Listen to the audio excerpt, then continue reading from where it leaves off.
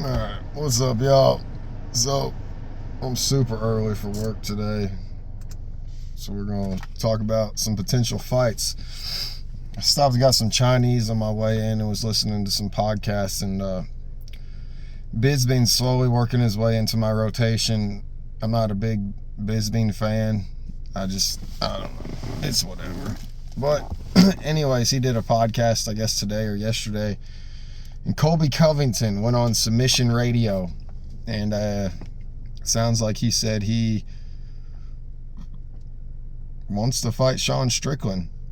I don't know if it gave the full context of it, but I got a feeling the question was more like, what do you want to do next? And then it shifted into weight classes. I feel like a good fight for Colby is actually like Dustin Poirier at 170. But this last fight for Colby, he had no camp. And when he weighed in, his face was sunk in. And I'd never seen Colby like that. He starting to look like TJ Dillashaw a little bit when TJ did that infamous weight cut. So I think that was an eye-opener for Colby. I remember several of my friends back at my old gym I was kind of a Colby fan, and they would say Colby doesn't cut weight, and I was like, why do you think that? And they're like, it's because he says it. And the whole thing was, I can look at that guy and be like, that guy's 190 or 200 pounds walking around. That's just how I look at him. And they're like basically saying he's walking around at 170, and I'm like, I walk around at 170. That guy's thicker than me. What are you talking about? And I was like, he may not do as dramatic of a weight cut because he might lose. It makes sense to me. If I start goofing off and I'm not doing any training, I'm going to gain 10 pounds. But if I stay training, I'm going to stay at 170. And then if I turn it up a notch for camp, I'm going to drop to 160. And then I'll only have to cut 5 pounds to make weight if I want to compete at 55. So I think that's part of what I saw in this last fight. But I think with age and stuff, Colby just doesn't want to cut weight anymore. Colby's also aligned with Chael. Chael walked him out. They're both from Oregon. That influence and then that type of belief is shared among, and I share it too. It makes more sense as fighters get older to move up in weight class, not down. You see fighters do the opposite a lot, and they get wrecked or the careers end. And the logic behind it is someone's like, well, if I cut more weight, I'm going to be able to be bigger than these people at, say you're 155 and you've competed at 155 your whole life and you decide to go to 45. The idea is you're bigger and stronger than these people. Well, the talent usually increases the lower the weight you go, and maybe talent ability is what I should say. But it usually doesn't favor that well. When TJ Dillashaw did it, he got messed up. Cody Garbrandt, I guess, is trying to do it, but I don't like it. But look at what Figgy did. Figgy did the opposite. Figgy came up. It's when they come up that they typically do better. And I know Chael's talked about that, so I think that's where Colby's at with this belief. And it's Colby's going to make a change. Probably got a couple more fights to make some money. Not running for a belt. Let's go to 85. I'm not opposed to it. I don't think Sean Strickland's the right matchup for him. I feel like Sean's going to be a lot bigger than Colby. And something, I get why people are saying it now, but where I fell in love with Colby as a fan was his striking, his continuous volume striking. And it's a lot of people have forgot about that. And it's because he left his camp after that first Usman fight. But it's even Bisbean saying he's a wrestler. Well, Strickland is a good wrestler too. And Bisbean's trying to say because Colby doesn't have the added weight and stuff advantage, wrestling won't favor him as much. That's not necessarily how wrestling works.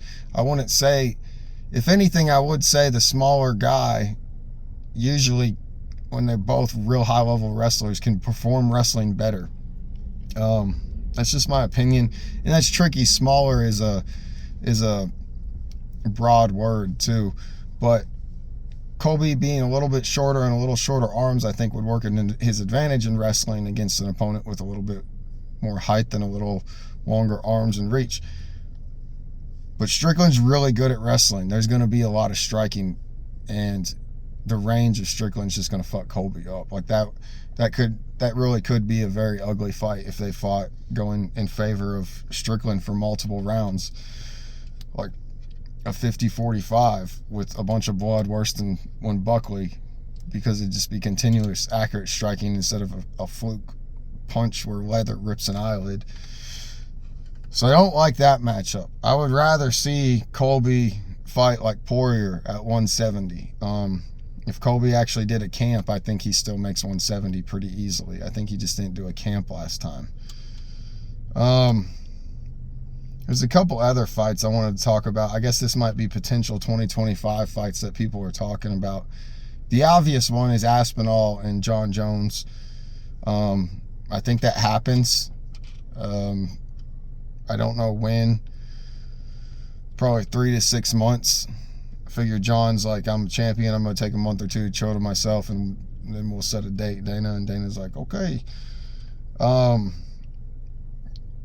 I know the internet doesn't think this. I know the internet loves Tom for whatever reason, but Jon Jones is going to absolutely mutilate Tom. There's levels to this game, and Tom Aspinall is not on a grappling level of even the same sentence as Jon Jones. He's going to get ragdolled. He's going to get ragdolled like when Topuria fought Bryce. It's going to be a beatdown. And Tom's only hope is to come out with a huge flurry and rush in the first 30 to 45 seconds. That's literally Tom's only hope. Tom is not going to outlast, outgas, outwit, outskill, outlevel Jon Jones. Not right now. But that fight's going to happen, so we're not going to spend a lot of time on it with the speculation. Alex Pierre has been playing with people a lot, and he's been saying he said he's going to be in Australia, but I don't think he's going to be on the card. I think he's just toying with people and keeping them interested in him. But he did say his next opponent was not going to be Ankalaev. And I don't know who put it out there, or if Alex hinted at it, or if I heard it. I don't remember. But somewhere I got the word that Pierre versus Chimaev. And I'd like to see that fight. I'd like to see that fight a lot. It may not go the way I want it to go. You know that Chimaev is going to shoot a takedown in the first 15 seconds, and it's going to be a grappling struggle. But Pierre at 205 is going to be a lot bigger than Chimaev. So he might have the strength to stay away. And he's been working with Glover for forever. People forget that even though his wrestling's not displayed, wrestling, jiu-jitsu, or grappling has not been displayed a lot in his last couple of fights, it doesn't mean he's not training it and getting better in it.